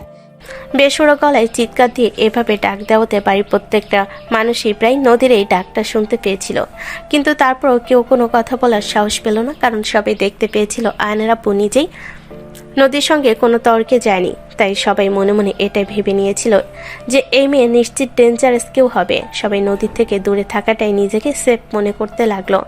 এদিকে নদীর ডাক শুনে আয়ন ড্রয়িং রুম থেকে ছুটতে ছুটতে নিজের রুমে চলে আসলো। নদী তখন আয়নকে বলতে লাগলো, কিরে হারামজাদা, আমার ব্যাপারে এত গোয়েন্দা লাগিয়েছিস কেন? তুই কি জানিস এর পরিণাম কি হতে পারে? নদীর কথায় ভীষণ রকম চমকে যায় আয়ন। সে কোনোভাবেই বুঝতে পারে না নদী কেন এই কথাটা বলছে, তাই সে নদীকে বলতে থাকে, মানে আমি তো তোমার কথার আগামাথা কোনো কিছুই বুঝতে পারছি না। তুমি হঠাৎ করে আমার সঙ্গে এভাবে কেন কথা বলছো? আর আমি কেনই বা তোমার পেছনে গোয়েন্দা লাগাতে যাব? তাহলে তোর বাবা আমাকে ডেকে নিয়ে এতগুলো প্রশ্ন কেন করলো? তোর বাবা কি জানে আমি তার সম্পর্কে ঠিক কি জানি? মানে তুমি আমার বাবার সম্পর্কে ঠিক কি জানো? আমাকে তো কখনো এ ব্যাপারে কিছুই বলনি। তোকে বলার মতো কোনো কারণ নেই বা সময় হয়ে ওঠেনি, তাই তোকে বলিনি। যখন সময় হবে তখন তুই ঠিক জানতে পারবি। আর একটা কথা তোকে আমি পরিষ্কার করে বলে দিচ্ছি, কান খুলে ঢুকিয়ে নে। আমার পেছনে এভাবে গোয়েন্দা লাগিয়ে কোনো লাভ হবে না। আমাকে আমার মতো করে ছেড়ে দে। আচ্ছা শোনো, তোমাকে আমি একটা কথা বলি। তোমার যদি আমার বাবার সঙ্গে কোনো দেনা পাওনা বা শত্রুতা থেকে থাকতো, তাহলে তো তুমি আমার বাবার সামনাসামনি হয়ে সেটা সম্মুখীন করতে পারতে। সেটার জন্য কি আমাকে বিয়ে করা আদৌ কোনো প্রয়োজন ছিল? এই চুপ কর তুই। তুই একদম আমার সঙ্গে গায়ে পড়ে ঝগড়া করতে আসিস না। আমার এইসব কিন্তু একদম ভালো লাগে না। তোকে আমি যেটুকু বলেছি তুই সেইটুকু নিয়ে সন্তুষ্ট থাক। এ বলে আয়নকে ঝাড়ি দেয় নদী। আয়ন তখন আর নদীর সঙ্গে কোনো কথাই বলে না, চুপচাপ রুম থেকে বের হয়ে চলে গেল। আর মনে মনে নিজেকে হাজারবার গালি দিতে লাগলো, কেন যে তার সঙ্গে এরকম কিছু হচ্ছে সেটা কোনোভাবেই বুঝতে পারছে না। সে মনে মনে হাজারবার নিজের ভাগ্যকে দোষারোপ করছে। ভাগ্য কতটা খারাপ হলে একটা মানুষের সঙ্গে এরকম কিছু হতে পারে, এটাই ভাবছিল সে। রাত 11টার সময় নিজের রুমে শুয়ে পড়েছে। এদিকে হঠাৎ করে তখন কেউ ড্রয়িং রুম থেকে চিৎকার করছে, আয়নের আব্বুর নাম ধরে ডাকছে। এই আশরাফ চৌধুরী, কই তুই? আজ তোর একদিন কি আমার একদিন? তোর কত বড় দুঃসাহস! তুই আমার মেয়েকে কিডন্যাপ করে তোর বাড়িতে এনে লুকিয়ে রেখেছিস। আজ তোর মুখোশ আমি খুলে দেব। হ্যাঁ ভিউয়ার্স, আপনারা একদম ঠিকই শুনতে পেরেছেন। নদীর আপু এভাবে আয়নদের ড্রয়িং রুমে দাঁড়িয়ে চিৎকার করছে। নদীর আপুর এমন চিৎকার শুনে সবাই নিজেদের রুম থেকে বের হয়ে ড্রয়িং রুমে চলে আসলো। আয়নের আপু সবার প্রথমে ছিল। আয়নের আপু নদীর আপুকে দেখা মাত্রই বলতে লাগলেন, কি রে ছোট লোক, ফকিন্নির বাচ্চা, এই মাঝরাতে তুই আমার বাড়িতে এসে চিৎকার চেঁচামেচি করছিস কেন? তুই জানিস না এটা ভদ্রলোকের বাড়ি? আমি সব কিছু ঠিকঠাক মতোই জানি, কিন্তু তুই কোন কিছুই জানিস না। তাই এখন আমি তোকে জানাতে এসেছি, তোর সাহস কত বড়! তুই আমার মেয়েকে কিডন্যাপ করে নিয়ে এসেছিস। আমাকে এখনো পাগলা কুত্তায় কামড়ায়নি যে আমি তোর মতো ওই রাম ছাগলের 4 নম্বর বাচ্চার মেয়েকে কিডন্যাপ করতে যাব। আমি পুরুষ, কাপুরুষ নই, এটা মাথায় রাখিস। তুই কোন ধরনের পুরুষ এটা আমার খুব ভালো করে জানা আছে। তুই আমার 2 ছেলেকে গুম করে ফেলেছিস, এখন আমার মেয়েকে কিডন্যাপ করে তোর বাড়িতে এনে লুকিয়ে রেখেছিস। এই দেখ, তোকে আমি আগেও বলেছি আর এখনো বলছি, তোর ছেলেদের ব্যাপারে আমি কোনো কিছুই জানি না। আর যদি আমি জানতাম তোর ছেলে কোথায় আছে, তাহলে তোর ছেলেদেরকে আমি গুম করে রাখতাম না, খুন করে ফেলতাম। আর আসলো তোর মেয়ের ব্যাপারের কথা। মেয়েদের ব্যাপারে যে আমার অ্যালার্জি আছে সেটা পৃথিবীর কেউ না জানলেও তুই খুব ভালো করেই জানিস। এই আশরাফিকার বাচ্চা, একদম কথা ঘোরানোর চেষ্টা করিস না।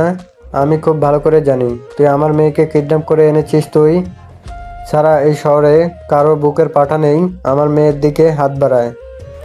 এভাবে কথা কাটাকাটি চলছিল আর নদীর আপু দুজনের মাঝখানে দাঁড়িয়ে। ঠিক তখনই নদী চোখ কসলাতে কসলাতে রুম থেকে বের হয়ে আসে। সিঁড়ি দিয়ে নামতে নামতে বলছিল, কি ব্যাপার, এটা বাড়ি নাকি মাছের বাজার? আমি তো সেটাই বুঝতে পারছি না। আমি তো শুনেছিলাম এটা নাকি ভদ্রলোকের বাড়ি, কিন্তু এখন তো দেখছি এখানে ভদ্রলোকের কথা কোনো অভদ্র লোক এখানে বসবাস করার উপযোগী নয়। নদীর কণ্ঠস্বর শুনেই উপরের দিকে ফিরে তাকলেন নদীর বাবা। নদীকে দেখা মাত্রই তিনি দৌড়ে গিয়ে মেয়েকে জড়িয়ে ধরেন আর বলতে থাকেন, তোকে এই হারামজাদাটা কিডন্যাপ করে রেখেছে তাই না মা? আমি এসেছি, এখন তোর আর কোনো ভয় নেই। এই হারামজাদার বাচ্চা এমন অবস্থা করব সে সারা দুনিয়ার মানুষ তাকিয়ে তাকিয়ে দেখবে। ঠিক ওই মুহূর্তে আয়নের আপু নদীর আব্বুকে উদ্দেশ্য করে বলতে থাকেন, তোর এসব ফালতু মার্কা কথা বলা বন্ধ কর। আমি যদি জানতাম এটা তোর মেয়ে তাহলে আমি সেই কখন ওষ্টা মেরে আমার বাড়ি থেকে বের করে দিতাম। তুই আমাকে এভাবে কথা বলছিস? তুই আমার সামনে আমার মেয়েকে উষ্টা মেরে তোর বাড়ি থেকে বের করে দেওয়ার কথা বলছিস? হ্যাঁ বলছি, এই জন্যই তো বলি একটা মেয়ে এতটা বেয়াদব কি করে হতে পারে। তোর মেয়ে তো তোর মতোই হবে, তোর চাইতে ভালো হবে না। তুই তোর মেয়েকে নিয়ে এক্ষুনি এই মুহূর্তে আমার বাড়ি থেকে বের হয়ে চলে যা। আমি আর এক মুহূর্ত তোর আর তোর মেয়ের চেহারাও দেখতে চাই না। এটা তোকে বলতে হবে না, আমি এক্ষুনি আমার মেয়েকে নিয়ে তোর বাড়ি থেকে চলে যাচ্ছি। তবে তোর শেষ পরিণতি আমি দেখবই ছাড়বো। তুই আমার মেয়েকে কিডন্যাপ করেছিস আর আমার 2টা ছেলেকে গুম করে রেখেছিস। মনে রাখিস, তোর এই দিন বেশি দিন থাকবে না। একটা সময় আসবে যখন তোর সমস্ত পাপের হিসাব তোকে দিতে হবে। শোন, আমি কোনো পাপ করিনি, আর যদি পাপ করেও থাকি তাহলে সেটা তোর কাছ থেকে শুনতে হবে। এতটাও খারাপ দিন এখনো আমার আসেনি। ভালোই তুই তোর মেয়েকে নিয়ে বাড়ি থেকে বেরিয়ে যা, তা না হলে বাবা মেয়ে দুটোকে ঘাড় ধাক্কা দিয়ে বের করে দিব, এই বলে দিলাম। এভাবেই কথা হচ্ছিল নদীর আপু আর আয়নের আপুর মাঝখানে। আর সবকিছু চুপচাপ দাঁড়িয়ে দাঁড়িয়ে দেখছিল নদী, আয়ন এবং আয়নের পুরো পরিবার। কেউ কোনো কথা বলার সাহস পাচ্ছিল না। তবে নদী থেমে যাওয়ার মতো মেয়ে নয়। তার সামনে যে কেউ তাকে খোঁচা দিয়ে কথা বলবে আর সে সেটার প্রতিবাদ করবে না, এরকমটা কখনোই হয়নি। তাই তো নদী আয়নের বাবাকে বলতে লাগলো, এই যে মাই ডিয়ার শ্বশুর মশাই, শুনুন, আপনি এতক্ষণ ধরে বকবক করে যাচ্ছেন, আমি সবকিছু চুপচাপ শুনছি। তার মানে এই নয় যে আমি শুধু চুপচাপ শুনেই যাব, আমি কোনো প্রতিবাদ করতে জানি না। শোনো মেয়ে, একদম চুপ করে চলে যাও। তোমার বাবার পরিচয় যদি আমি জানতাম তাহলে সেই কখন তোমাকে এই বাড়ি থেকে বের করে দিতাম। নেহাত তোমার বাবার পরিচয়টা আমার কাছে গোপন করেছো, তাই এতক্ষণ এই বাড়িতে থাকতে পেরেছো। ভালোই বাবা মেয়ে এই বাড়ি থেকে বেরিয়ে যাও। I am so sorry my dear শ্বশুর মশাই, আপনি এটা বললেও কোনো লাভ হবে না। আমি এই বাড়ি থেকে আর বের হচ্ছি না, কারণ আমি এই বাড়িতে বউ হয়ে ঢুকেছি আর লাশ হয়ে বের হব, এটাই শপথ করেছি। দেখো, নাটক করে কোনো লাভ নেই। আমি খুব ভালো করেই জানি তোমরা বাবা মেয়ে দুজনে পাক্কা নাটকবাজ।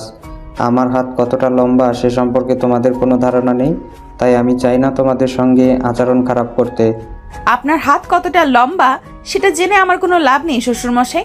আমি এই বাড়ির বউ আর আপনার একমাত্র পুত্রবধূ, এটা আপনি নিজের মাথায় খুব ভালোভাবে সেট করে নিন। আয়নের বাবাকে এই কথাটা বলে নদী তার বাবার হাত দুটো ধরে বলতে থাকে, আব্বু, আমাকে নিয়ে তোমার কোনো চিন্তা করতে হবে না। আমি যতদিন পর্যন্ত আমার ভাইদের কোনো হদিশ না পাচ্ছি, আমার ভাইদেরকে আমি সুস্থ সহি সালামতে তোমার হাতে তুলে দিতে না পারছি, ততদিন পর্যন্ত মৃত্যু আমাকে স্পর্শ করতে পারবে না। কিন্তু মা, আমি তোকে এই বাড়িতে রেখে নিশ্চিন্তে বাড়িতে যেতে পারবো না, কারণ আমি খুব ভালো করে জানি ওরা সবকটা শয়তানের বংশধর।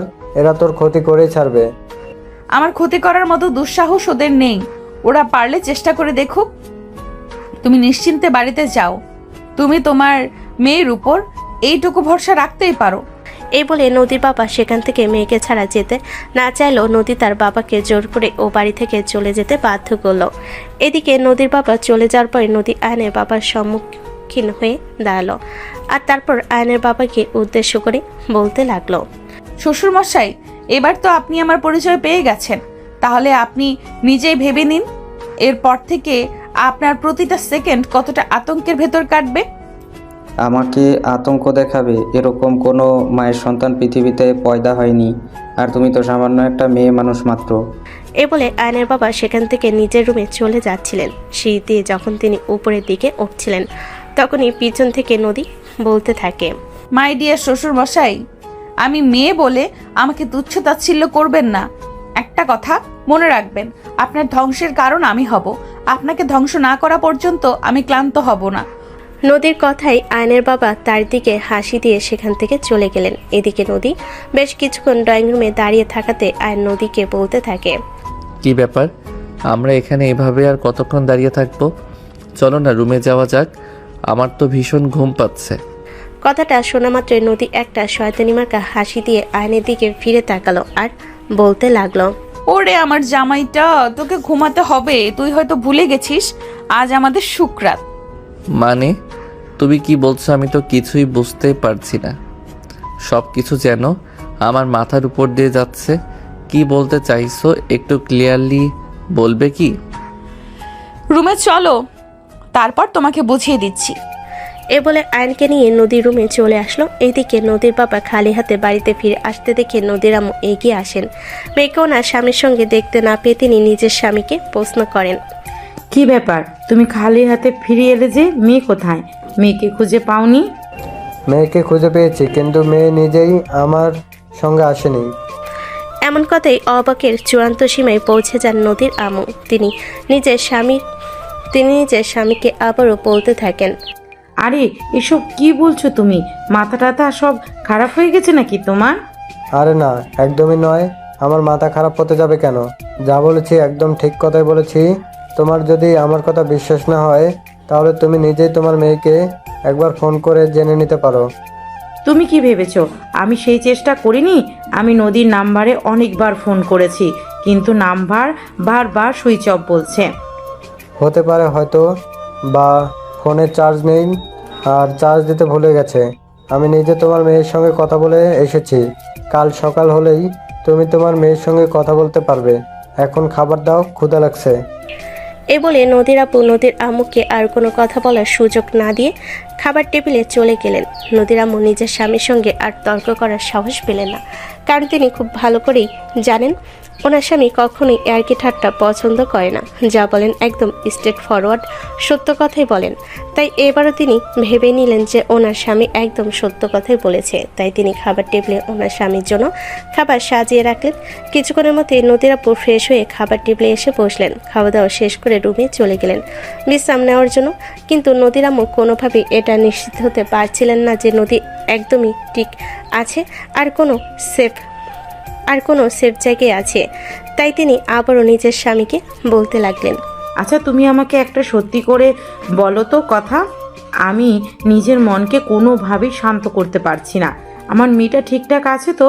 আসলে ছেলেগুলোকে হারিয়েছি, কিন্তু মেয়েটাকে হারিয়ে আমি বাঁচতে পারবো না। দেখো, তুমি খুব ভালো করে জানো আমি ঠাট্টা মশকরা এই জিনিসগুলো একদমই পছন্দ করি না। যা বলছি একদম সত্যি কথাই বলছি। সারাদিন এমনিতেই অনেক ধকল গেছে, এখন আমাকে ঘুমাতে দাও। এই বলে নদীর আপু ঘুমিয়ে পড়লেন। এদিকে পরের দিন সকালবেলা ঘুম থেকে উঠে নদী সবার জন্য নাস্তা বানালো। আয়ন তখনও বিছানায় পড়ে পড়ে ঘুমাচ্ছে।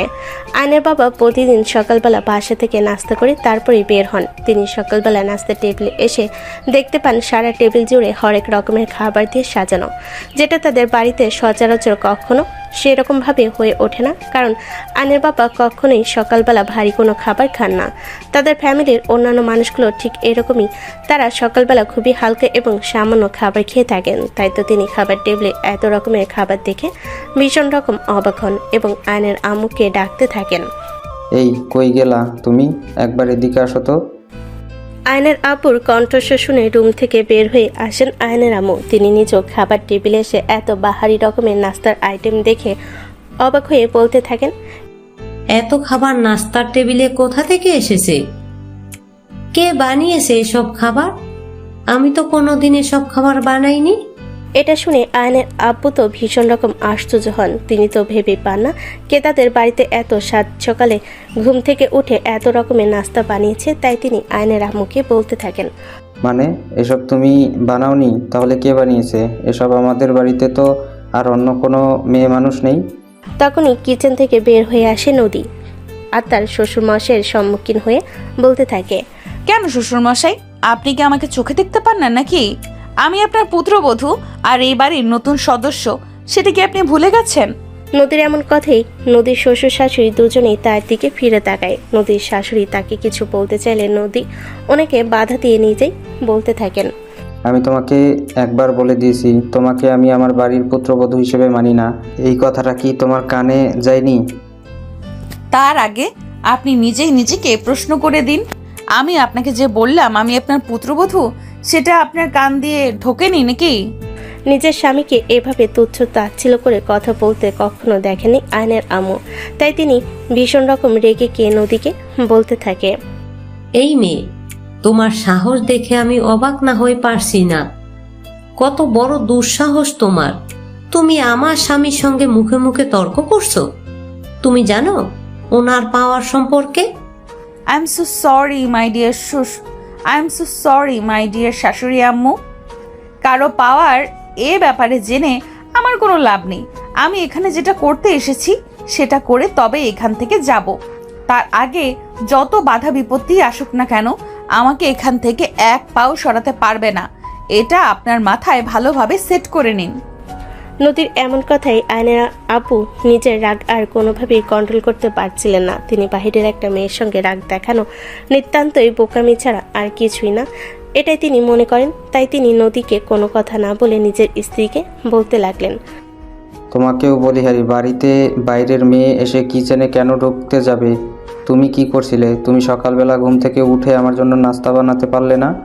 তখনই আয়নের আম্মু একটু থতমত খেয়ে বলতে থাকেন, না মানে, আসলে আমি তো আসতে চাইছিলাম, কিন্তু কাজের মেয়েটা বলল আজ নাকি আমাকে কিচেনে আসতে হবে না, সে সব সামলে নেবে, তাই তো আসিনি। আচ্ছা ঠিক আছে, যা করেছো বেশ করেছো। এখন তোমাকে যেটা বলি সেটা মাথায় ভালোভাবে ঢুকিয়ে নাও। আজকের পর থেকে যদি পারো তুমি আমার জন্য নাস্তা বানাবে, তা না হলে আমি এই বাড়িতে নাস্তাই করব না। এরকম ফালতু জিদ দেখিয়ে কোনো লাভ হবে না মাই ডিয়ার শ্বশুর আব্বু, কারণ আমি এই বাড়ির পুত্রবধূ। আমি থাকতে কেন আমার শাশুড়ি মা কষ্ট করে রান্না করতে যাবেন? আমার রান্না করা খাবারই আপনাকে খেতে হবে। আয়নের আপু তখন কোনো কথা না বলে রাগে ফুসফুস করতে করতে টেবিল থেকে উঠে চলে গেলেন। এদিকে আয়নের আম্মু তো রেগে মেগে নদীর সামনে গিয়ে দাঁড়ালেন আর নদীকে বলতে লাগলেন, এই মেয়ে, তোমার কি মানুষ হবার চিন্তা ভাবনা নেই নাকি? এরকম টস তুমি কেন করলে? তোমার জন্য আমার স্বামী খাবার না খেয়েই বাড়ি থেকে বের হয়ে চলে গেছেন। এখন সারাটা দিন ওনার খারাপ যাবে। চিন্তা নেই শাশুড়ি আম্মু, আমার শ্বশুর মশাইয়ের খারাপ দিন সবে তো শুরু হলো। সামনে আরো অনেক কিছুই হবে যেগুলো আপনি নিজ চোখে দেখতে পাবেন। So wait and watch. এই বলে নদী তার শাশুড়ি মাকে আর কোনো কথা বলার সুযোগ না দিয়ে নিজের খাবার টেবিলে বসে গেল। আয়নের আম্মু এসব দেখে রাগে ফুসফুস করছিলেন, কিন্তু নদীকে কোনো কথা বলার সাহস তিনি পাচ্ছিলেন না, কারণ তিনি খুব ভালো করে জানেন ঢিল ছুঁড়লে পাটকেলটা ওনাকেই খেতে হবে। এছাড়া তো আর কোনো উপায় নেই। নদী নাস্তা শেষ হলে নিজের রুমে চলে গেল। এদিকে আয়ন তখনও বিছানায় পড়ে পড়ে ঘুমাচ্ছে। বেলা প্রায় 11টার মতো বেজে গেছে, তাই নদী আয়নকে ঘুম থেকে ডেকে তুলতে গেল। নদী আয়নের নাম ধরে ডাকতে লাগলো। আয়ন নদীর ডাক শুনে বিছানায় উঠে বসলো, কিন্তু পর মুহূর্তে সে যেটা দেখতে পেল সেটার জন্য একদমই প্রস্তুত ছিল না। আয়ন ঠিক ওই মুহূর্তে লক্ষ্য করলো তার গায়ে কোনো কাপড় নেই, শুধুমাত্র কম্বল মুড়ি দিয়ে সে এতক্ষণ শুয়েছিল। সে তখনই অনেকটা আশ্চর্য হয়ে নদীর দিকে তাকিয়ে বলতে লাগলো, কি ব্যাপার, আমার শরীর থেকে কাপড় কোথায় গেল? তখনই নদী দূরে দাঁড়িয়ে মুচকি মুচকি হাসতে লাগলো। নদীর হাসিটা রহস্যজনক, সেটা আয়ন খুব ভালোভাবে বুঝতে পারলো। তাই সে নদীকে বলতে লাগলো, কি ব্যাপার, তোমার হাসির কারণটা কি? আমি তো সেটাই বুঝতে পারছি না। তুমি এভাবে আমার দিকে তাকিয়ে টিপি টিপি হাসছো কেন? ওমা, একজন মানুষ ঘুমিয়ে আছে আর তার শরীর থেকে কাপড় উধাও হয়ে গেছে, তাহলে আমি হাসবো না তো কি কাঁদবো নাকি? আরে হ্যাঁ বাবা, আমি তো সেটাই জিজ্ঞাসা করছি, আমার শরীর থেকে কাপড় কোথায় গেল? আমি তো বিছানাতেই ঘুমিয়েছিলাম, কিন্তু এর আগে তো কখনো আমার সঙ্গে এরকমটা হয়নি। তাহলে আজকে কেন আমার সঙ্গে এরকম কিছু হয়েছে? ও আচ্ছা, এই কথা। তাহলে আমি এতক্ষণে কনফার্ম হতে পারলাম যে আমার জামাইটা আসলেই ভার্জিন, কারণ নন ভার্জিন হলে তো এর আগেই শরীর থেকে কাপড় হারিয়ে যেত।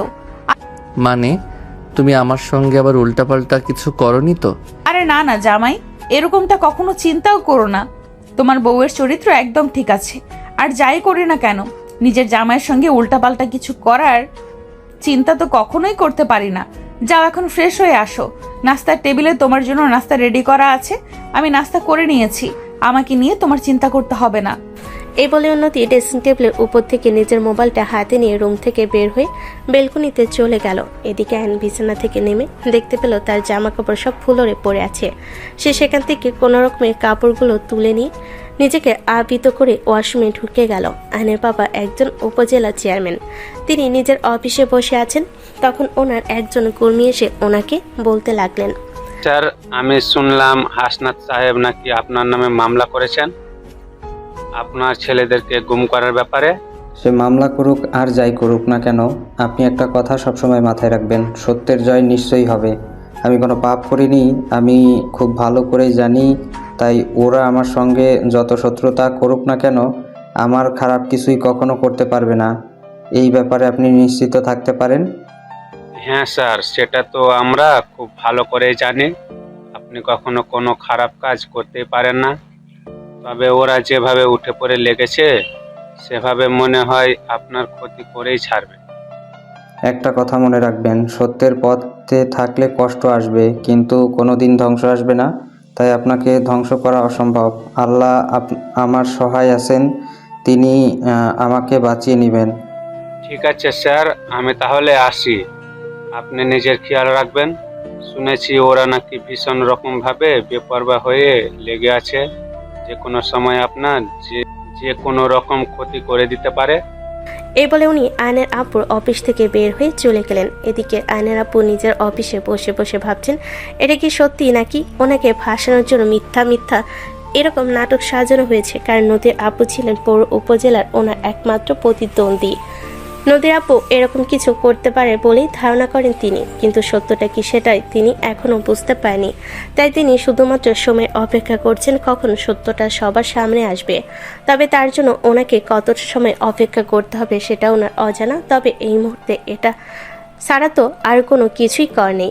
এদিকে বেলকনিতে বসে বসে নদী মনে মনে ভাবছে, যদি এরকমটাই হয়ে থাকে, আয়নের আপু তার দুই ভাইকে কিডন্যাপ করে নাই থাকেন, তাহলে কে এমন আছে যে তার দুই ভাইকে কিডন্যাপ করে লুকিয়ে রেখেছে। নদী কোনো কুল কিনারা খুঁজে পাচ্ছে না, কারণ এই শহরে তাদের জানাশোনা মাত্র একজনই শত্রু আছে, সেটা আয়নের আপু। অন্য কারোর সঙ্গে তো তাদের কোনো সেরকম কোনো শত্রুতা নেই। তাহলে কে এই ব্যক্তি, কে তার দুই ভাইকে গুম করে রেখেছে?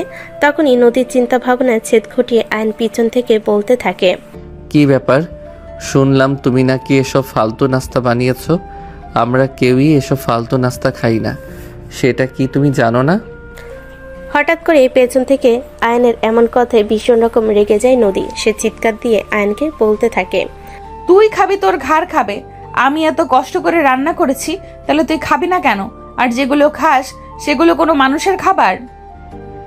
এগুলো মানুষের খাবার নাকি গরু ছাগলের খাবার, সেসব কিছু নিয়ে তো তোমাকে চিন্তা করতে কেউ বলেনি।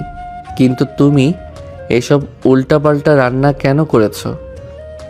আমার ইচ্ছে হয়েছে তাই করেছি। এখন চুপচাপ আমার মাথা না খেয়ে খাবারগুলো খেয়ে নে, এটাই তোর জন্য ভালো হবে। তা না হলে কিন্তু আমার চাইতে খারাপ কেউ হবে না, এটা তোকে বলে দিলাম। আয়ন তখন আর কোনো কথা বলার সাহস করে না, কারণ সে খুব ভালো করেই বুঝতে পারল নদী প্রচণ্ড রকম রেগে আছে। এখন নদীর সঙ্গে কথা বলা মানে নিজের বিপদ নিজে ডেকে আনা। তাই সে চুপচাপ সেখান থেকে চলে গেল। এদিকে নদী বেলকনিতে বসে থাকা অবস্থায় তার ফোনে রিংটোন বেজে উঠল। একটা আননোন নাম্বার থেকে হোয়াটসঅ্যাপে ভিডিও কলে এসেছে। ভিডিও যদিও নদী কখনোই আননোন নাম্বার থেকে আসা কল সেরকম একটা রিসিভ করে না, কিন্তু এই মুহূর্তে তার কেন জানি মনে হলো কলটা রিসিভ করা উচিত। তাই সে আর 7 পাঁচ চিন্তা না করে ফোনটা উঠালো এবং সঙ্গে সঙ্গে কলটা রিসিভ করলো। কল রিসিভ করতে অপর প্রান্ত থেকে দেখতে পেল তার দুই ভাইকে 2টা চেয়ারের সঙ্গে বেঁধে রাখা হয়েছে। তাদের অবস্থা একদম নাজেহাল, প্রচণ্ড রকম মারধর করা হয়েছে, অত্যাচার করা হয়েছে। নদী এসব কিছু সহ্য করতে না পেরে সে চিৎকার দিয়ে বলে উঠল, কে রে তুই হারামজাদা? আমার দুই ভাইকে এভাবে কিডন্যাপ করে আটকে রেখেছিস কোন সাহসে? সাহস থাকলে আমার সামনে আয়। তখনই কেউ একজন ক্যামেরার পিছন থেকে ধীর গলায় নদীকে বলতে লাগলো, কুল ম্যাডাম কুল, এভাবে উত্তেজিত হবেন না, তাহলে যে কোনো সময় আপনার হার্ট অ্যাটাক হয়ে যেতে পারে। আপনার যদি হার্ট অ্যাটাক হয়ে যায় তাহলে আমাদের সঙ্গে খেলাটা খেলবে কে? মানে কি, তুই আমার ভাইদেরকে এইভাবে কিডন্যাপ করে লুকিয়ে রেখেছিস কেন? আরে ম্যাডাম, আপনার সঙ্গে আমার কিছু দেনা পাওনার ব্যাপার স্যাপার আছে। আপনি একটা কাজ করুন, আমি একটা অ্যাড্রেস দিচ্ছি, এখানে চলে আসুন, তারপর আপনাকে সামনাসামনি সব বলে দেব, কেমন? হ্যাঁ ও আচ্ছা, তাই বুঝি। ঠিক আছে, কোনো প্রবলেম নেই। কোথায় আসতে হবে সেটা তুই বলে দে, আমি এক্ষুনি আসছি। আরে ম্যাডাম, এত তাড়াহুড়ার কোনো প্রয়োজন নেই। যখন সময় হবে তখন আমি নিজেই আপনাকে টেক্সট করে জানিয়ে দেব। এখন আপনি একটু শান্ত হন, এত হাইপার হলে চলে বলুন? এই বলে নদীকে কোনো কথা বলার সুযোগ না দিয়ে অপর প্রান্ত থেকে কিডন্যাপার কলটা কেটে দিল। নদীর আগে যেন চুল ছিঁড়ে ফেলতে ইচ্ছে করছে। কার এত বড় সাহস যে তার ভাইদেরকে এভাবে লুকিয়ে রেখেছে, কিন্তু কি করবে এই মুহূর্তে তার কোনো কিছুই কর নেই। যতক্ষণ পর্যন্ত নিজের ভাইদেরকে নিজের হাতে না পাচ্ছে ততক্ষণ পর্যন্ত নিজেকে শান্ত রাখতে হবে আর তার অপেক্ষা করতে হবে, কিন্তু কোনোভাবেই অপেক্ষা করতে পারছিল না। নদী তার কাছে শুধু বারবারই এটাই মনে হচ্ছিল কখন সে তার ভাইদের কাছে যাবে, কখন তার ভাইদেরকে নিজের চোখে একবার সামনে থেকে দেখবে। সময় তার কাটতে চাইছিল না। সন্ধ্যা হয়ে এসেছে, নদী নিজের রুমের ভিতর পায়চারি করছে। তখন হঠাৎ করে তার মোবাইল বেজে উঠল, টেক্সট আসলো, সেখানে একটা ঠিকানা দেওয়া। ঠিকানাটা নদী খুব ভালো করে চিনে, এটা জানে এটা জঙ্গলের ভিতর একটা রিসোর্ট। হ্যাঁ ভিউয়ার্স, আপনার একদমই ঠিকই শুনতে পেরেছেন, এটা পূর্বাইলের একটা রিসোর্টের অ্যাড্রেস আছে। যাই কিছু হোক না কেন, নদী এত কিছু চিন্তা করার সময় নেই, তার হাতে একদমই সময় ছিল না। তার কাছে সবার আগে তার ভাইদের জীবন আর তাদের ভালো থাকা। তাই সে এত কিছু চিন্তা না করেই হুট করে রুম থেকে বের হয়ে গেল। আয়ন তার পিছন পিছন বাসা থেকে বের হয়, কিন্তু নদী আয়নের রুম থেকে তার বাইকের চাবি নিয়ে বের হয় এবং সঙ্গে সঙ্গে বাইকটা নিয়ে চোখের পলকের মধ্যে কোথাও যেন উধাও হয়ে গেল। আয়ন তার পিছনে পিছনে বাসা থেকে বের হলো, তাকে আর কোথাও খুঁজে পেল না। হুট করে এভাবে নদীর বাড়ি থেকে বের হয়ে যাওয়াতে আয়ন অনেকটাই চিন্তিত হয়ে পড়ল। সে তার আম্মুর কাছে সমস্ত ব্যাপারটা খুলে বলল। তার আম্মু এসব ব্যাপারে কোনো পাত্তা দিলেন না। তিনি মনে মনে ভাবলেন নদী হয়তো এ বাড়ি ছেড়ে চলে গেছেন আর তিনি বিপদমুক্ত হয়েছেন, কিন্তু আমাদের মতো সেরকমটা মনে হলো না। আয়ন খুব ভালোই আন্দাজ করতে পারলো নদী কোনো প্রবলেমে পড়েছে। তাই সে আর এক মুহূর্ত দেরি না করে তার আব্বুর অফিসে চলে গেল। তার আব্বুর এসব কিছু বলার পর তার আব্বু তাকে বলতে লাগলো, আচ্ছা বাবা, তুই আমাকে এসব কথা কেন বলছিস? আমি কিছুই বুঝতে পারছি না। এখন আমার কি করার আছে? আব্বু, আমি শুনেছি নদী বেলকনিতে বসে দুপুরে কারোর সঙ্গে ফোনে কথা বলছিল। তার বাড়ির ব্যাপার নিয়ে নিশ্চয়ই কিছু একটা হয়েছে। প্লিজ আব্বু, তুমি এই ব্যাপারটা নিয়ে একটু খোঁজ নাও, নদীর কোনো বিপদ হতে পারে। আচ্ছা ঠিক আছে, কোনো সমস্যা নেই, তুই এত অধৈর্য হোস না, আমার উপর একটু ভরসা রাখ। আমি তো তোর আব্বু, আর আমি এখনও বেঁচে আছি। আমি বেঁচে থাকতে তোর বিয়ে করা স্ত্রীর কোনো ক্ষতি হতে দেব না। আমরা মেনে না নিলেও সে তোর বিয়ে করা স্ত্রী, এটা আমি বুঝতে পারছি বাবা। হ্যাঁ আব্বু, একদমই তাই। তোমার যদি শত্রুতাতে কেউ থাকে সেটা তার বাবার সঙ্গে। আমাদের তো কোনো শত্রুতা নেই। আমি তো নদীকে বিয়ে করেছি, সেটা যেভাবেই হোক, তাই তাকে রক্ষা করা আমার দায়িত্ব। এই বলে আয়ন তার বাবার অফিসে বসে বসে আল্লাহর নাম জপ করতে থাকেন। আল্লাহ তাআলার নাম জপ করতে থাকেন আর যাতে নদীর কোনো বিপদ আপদ না হয় সেই ব্যাপারে আল্লাহর কাছে প্রার্থনা করতে থাকেন। এদিকে নদীর আপু অফিস থেকে বের হয়ে সোজা থানায় চলে গেলেন কমিশনারের সঙ্গে কথা বলার জন্য। দ্রুত স্টেপ নেওয়ার ব্যবস্থা করতে বললেন, কিন্তু নদী তার নিজের মোবাইলটা বাসে ফেলে রেখে গেছিল, যার কারণে তার লোকেশন এত সহজে ট্র্যাক করা যাচ্ছিল না। অর্থপর যে হোয়াটসঅ্যাপের নাম্বার থেকে নদীর ফোনে কল এসেছিল সেই হোয়াটসঅ্যাপের নাম্বারটা একটু ট্র্যাক করা হলো আর তারা সহজে লোকেশনটা বের করে ফেলো। এদিকে নদী ততক্ষণে সেখানে পৌঁছে গেছে। পূর্বাইলের ঘন জঙ্গলের ভিতরে রিসোর্টের সামনে বাইকটাকে দাঁড় করিয়ে নদী সামনের দিকে অগ্রসর হতে লাগলো। সেখানে কাউকে দেখা গেল না। চারপাশে একদম নীরব শুনশান নীরবতা বিরাজ করছে এখানে। নদী দরজা ঠেলে ভিতরে প্রবেশ করলো। ভিতরটা ভীষণ অন্ধকার আর অনেক পুরনো। অনেক বছর কেউ এখানে আসেনি এরকমটাই মনে হয়। চারিদিকে নোংরা আবর্জনা, বিদঘুটে গন্ধ আর ধোলা বালিতে ভরে আছে। নদীর সামনের দিকে এগিয়ে আসলো আর নিজের কণ্ঠস্বর উঁচু করে বলতে লাগলো, আমি এসে গেছি, কে আছেন সামনে আসেন। তখনই আড়াল থেকে সেই কণ্ঠস্বরটা ভেসে উঠল, যেটা নদী তখন ভিডিও কলে ক্যামেরার পিছন থেকে শুনেছিল। আরে ম্যাডাম, আপনি এত তাড়াতাড়ি চলে আসবেন সেটা আমি ভাবতেই পারিনি। যাই হোক, তাড়াতাড়ি যখন চলে এসেছেন তখন একটু অপেক্ষা করুন। আসলে বাঁশর রাতের কাজগুলো তো সব অন্ধকারেই করতে হয়, তাই না? মানে what do you mean by বাসর রাতের কাজ? আরে ম্যাডাম, এত অধৈর্য হচ্ছেন কেন? বললাম তো, আপনি অপেক্ষা করুন, সময় হলে সব কিছুই বুঝতে পারবেন। দেখ, আমার হাতে অত টাইম নেই। আমার ভাইরা কোথায় আছে ওদেরকে আমার হাতে তুলে দে, আর তোর কি দেনা পাওনা আছে সেটা আমার সাথে মিটিয়ে নে। রাগে গজগজ করতে করতে কথাটা বলল নদী। এদিকে কিডন্যাপার ততক্ষণে নদীর সামনে এসে দাঁড়িয়েছে। মানুষটা তার অচেনা কেউ নয়, মানুষটাকে সে ভীষণ ভালো করে জানে। হ্যাঁ, আপনারা একদমই ঠিক শুনেছেন, এই মানুষটা আর কেউ নয়, নদীর আপন চাচাতো ভাই। যে মানুষটা দীর্ঘদিন ধরে নদীর পেছনে পড়ে আসে, তাকে বারবার বিরক্ত করছে তার সঙ্গে রিলেশনে যাওয়ার জন্য, কিন্তু নদী কোনোভাবে রাজি হচ্ছিল না এই বদমাইশ মার্কা ছেলেটার সঙ্গে রিলেশনে যেতে। নিজের আপন চাচাতো ভাইকে কিডন্যাপারের জায়গায় দেখে নিজের রাগ আর কোনোভাবেই কন্ট্রোল করতে পারছিল না নদী। সে চিৎকার দিয়ে বলতে লাগলো, এসব কি হচ্ছে? তুই এখানে? তোর এত বড় সাহস যে তুই আমার ভাইদেরকে কিডন্যাপ করে লুকিয়ে রেখেছিস? হ্যাঁ, কারণ তোকে পাওয়ার শখ তো আমার অনেক দিন ধরেই ছিল, কিন্তু তুই তো আমাকে পাত্তাই দিচ্ছিলি না। বিয়ে না হয় তোকে নাই করতে পারলাম, বাসর করতে তো নিষেধ কোথায়? ও আচ্ছা, এই কথা।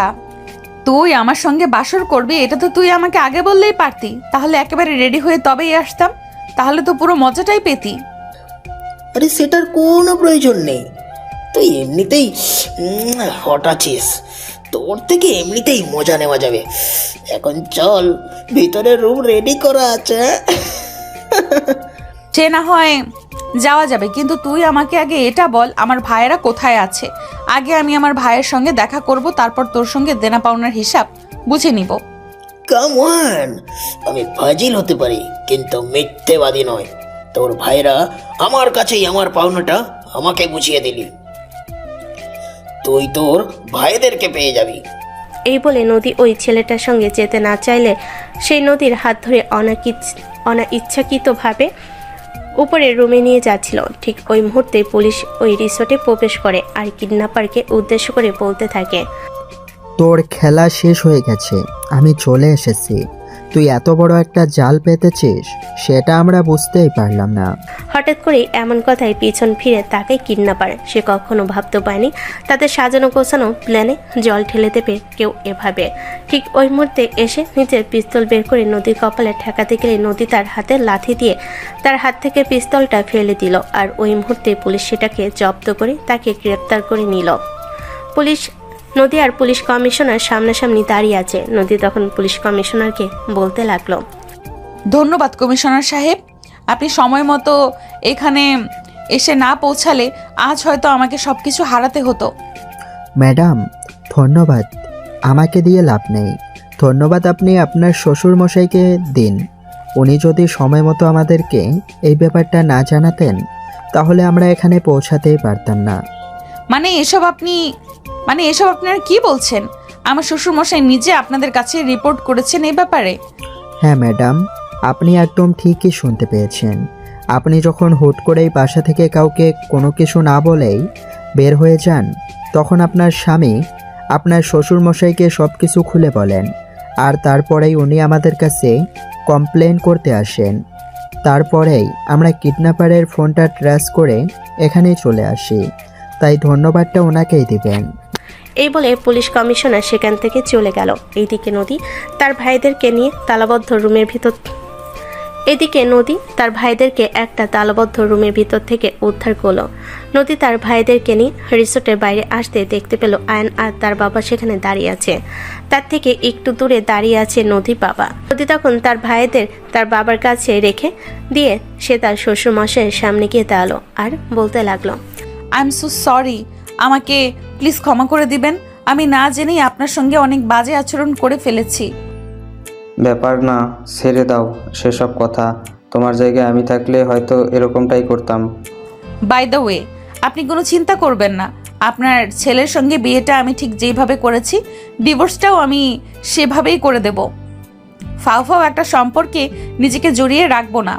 কথাটা বলতেই নদীকে জোর করে একটা ধমক দেন আয়নের আব্বু, আর তারপরে তিনি বলতে থাকেন, একদম চুপ করো, আর ভুল করেও একটা কথা মুখে আনবে না। যেভাবেই হোক আমার ছেলের সঙ্গে তোমার বিয়েটা হয়ে গেছে, এখন তুমি আমার বাড়ির লক্ষ্মী।